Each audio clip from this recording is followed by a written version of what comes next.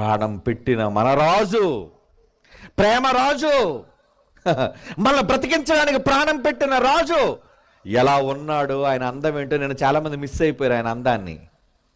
ఈరోజు చూడండి ఆయన హెయిర్ స్టైల్ మొదలుకొని, ఏమండి ఆయన మీసకట్టు మొదలుకొని, ఆయన నడక మొదలుకొని, అదే అందం కాదండి, ఆయన గుణం.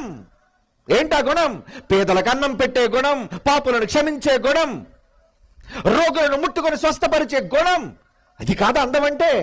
ఎస్, ఆయనకి కేవలం బాహ్య సంబంధమైన అందమే స్వరూపమే కాదు, ఆంతర్య పురుషుడు కూడా అందగాడు ఆయన.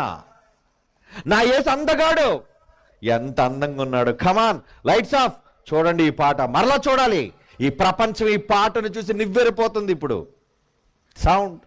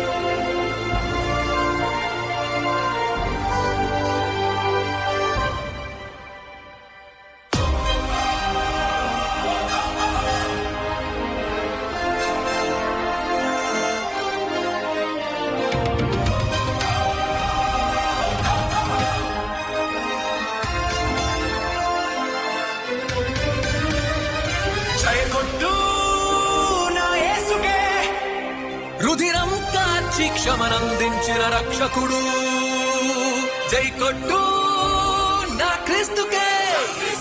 మరణం గలిచి స్వర్గం చేరిన అద్వితీయుడు, జై కొట్టు నా యేసన్నకే. భూమి నుండి స్వర్గానికి చేర్చే మార్గమితడు, జై కొట్టు నా హోసన్నకే. మరణించాక నిన్ను సమాధి నుండి లేపుతాడు, భూలోకపు పాపము నిశించాడు సాహసంగా. తన రుధిరమే నిలిచెను పాపము కడిగే ఆయుధంగా.